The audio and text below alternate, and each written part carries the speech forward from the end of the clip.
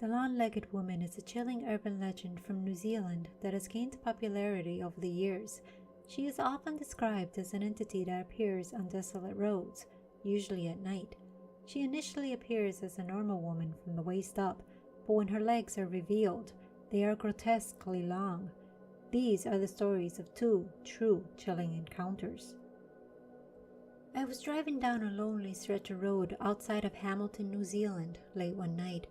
The road stretched out long and kind of hypnotized me. I was on my way back from a day trip that lasted a bit too long because I had lost track of time. Somewhere along the way, my GPS lost its signal, and I was left to rely on the few road signs on the road. I barely noticed the engine sputter as I was lost in a podcast I was listening to, but when the car started jerking like it was jamming out at a concert, I knew I was in trouble. I pulled over to the side, flipped on my hazards, and popped the hood as I got out. As if I knew what I was doing. But hey, maybe staring at the engine might magically fix it, right? Yeah, it didn't. And of course, my phone had no signal, because go big or go home, right? At this time of night, the road was so deserted, I had no other choice but to grab a flashlight and start walking. The air was cool, and the crunching of my boots was oddly rhythmic. About 20 minutes into the walk, I started to notice something unusual. At first, I thought it was the wind rustling leaves behind me, but when I stopped, it stopped too. My pulse quickened and I took a deep breath. I shined my flashlight to where I thought I heard the sound. Nothing. I told myself to get a grip and started walking again. This time, another sound joined the rustling. Footsteps, distant at first, but unmistakable. I turned again, but the road was just as empty as before. My stomach twisted. If there was someone else on the road, I would have seen them. I tried to shrug it off, but the footsteps grew louder and closer. I gotta admit, I started shaking. I was so scared. And that's when I saw her. There was a woman standing just beyond the reach of my light. She was tall, taller than any person should have been, but her posture was strange. It was hunched over like she was trying to fold herself down to fit the frame of the road. Her hair hung in stringy clips around her face, and her dress fluttered slightly in the night breeze. I called out to see if she needed help, but she didn't answer, or she didn't move for that matter. I took a step back as my flashlight flickered, and in that moment, she was closer. How in the I thought to myself. Her legs, Jesus, her legs stretched impossibly long and bended at weird angles as she just stood there, staring at me. Instincts told me to run, but my legs felt like they were glued to the ground. The woman tilted her head and took a step towards me. That one step covered more ground than any human ever could, and her movement was like she was gliding instead of walking. I turned and ran. My lungs started burning and my heart felt like it was going to pound right out of my chest. I could hear her behind me with those long, deliberate steps growing faster and louder. The flashlight fell from my hand, but I was too scared to stop and pick it up, so I just ran in the dark. The only light now came from the moonlight that barely lit up the road. The footsteps stopped, and I risked a look over my shoulder. She was gone. For a brief minute, I was relieved, but then, out of the corner of my eye, I saw movement, and when I looked, she was stepping out of the tree line. I screamed as she stepped in my direction. The last thing I remember was her face. It was pale, featureless, and stared right into me, and then everything went black. When I woke up, I was lying in the middle of the road. My body hurt as if I'd been running for hours. The faint hint of dawn was starting to creep into the horizon. I sat up slowly. There was no sign of the woman, no sign of anyone for that matter. I stood up and tried to get my bearings. The last memory I had was of her face before blacking out, yet now I was much further down the road.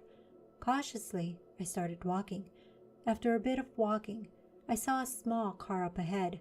I was glad to see someone else and started jogging towards them.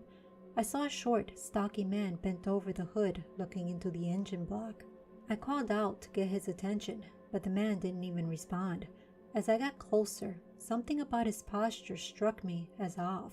His arms hung limp at his sides as he hunched over the engine. I slowed down and called out again. Still, nothing. The hair on the back of my neck stands as I reached out to tap him on the shoulder. And that's when his head snapped up as he whipped around. His eyes were hollow pits and his mouth was twisted into an ear-to-ear grin. Before I can react, his entire body jerked like a puppet on strings. His head hanged to the side and his legs stretched out until he towered over me. It wasn't a man anymore. It was her. I turned and ran again. I ran harder than I'd ever run before, the sound of her footsteps sounding loud behind me. I screamed as I tried to run faster, but a human can only run so fast, and it seemed like my dead ass was running in place. I saw a gas station just up ahead and didn't dare look back. With my eyes locked on the sign, I continued running, as if my life depended on it. I threw myself through the station's doors and slammed them shut behind me. The girl that stood behind the counter looked at me in shock as she asked me if I was okay. I couldn't answer her. I was breathing too hard. When I finally had the courage to look outside, the road was empty. The girl then asked me if I needed the police, but I just shook my head. What exactly would I tell them? That I was chased by a woman with legs as long as a train? They'd send me to an asylum. I just stared out the window and scanned the tree line, because I knew she was out there, just waiting.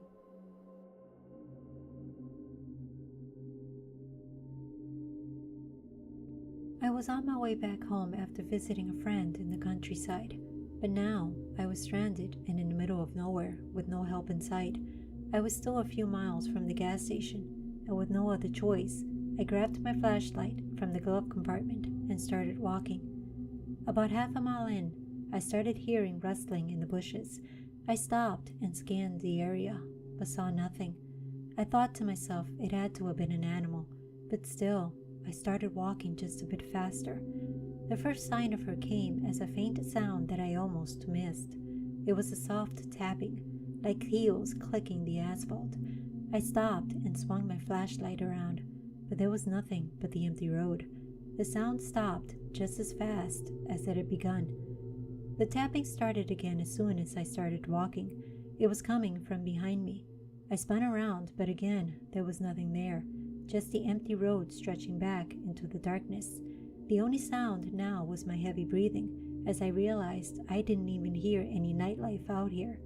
It was like I was standing in a soundproof room. The silence was deafening. Swallowing my fear, I turned and continued walking. The gas station wasn't that far now. A few minutes later, I saw her for the first time. She stood just up ahead, her back to me. I shined my light on her long hair and followed her body down to the hem of her dress that reached her ankles. I was actually relieved to see another person out here. I was about to talk to her when she started walking away from me. There was something weird about the way she walked. It was like she wasn't used to wearing heels and was trying her best to walk in them. I called out and asked if she was okay, but she didn't acknowledge me. A chill crept up my spine as I instinctively slowed down, keeping my distance. The air grew colder, and I noticed my breath coming out in front of me. She turned suddenly and I yelped. Her face was pale and almost see-through in the flashlight's light. Her eyes were black pits and her smile stretched disgustingly wide on her face. The tapping I heard wasn't tapping. It was her teeth clicking together. I snapped out of it when she started walking towards me. I knew that I had to run around her to get to the gas station, so I took a wide arc around her and just booked it down the road. The tapping followed with every step I took. No matter how fast I ran, the sound stayed just behind me. I risked a glance over my shoulder and wished I hadn't. She was running after me, her long legs covering the distance between us incredibly fast.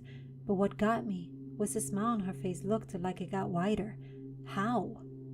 Finally, I saw the gas station and shifted my ass into another gear as I ran faster to get there. My lungs and legs were burning, but they were going to have to give out before I stopped. I threw myself through the doors and slid across the station's floor like I was coming in for a home run. When I scrambled to sit up and looked back out the doors, the road was empty. She was gone, and all that was left was the darkness beyond the station's lights. The guy that was behind the counter looked at me confused and concerned at the same time.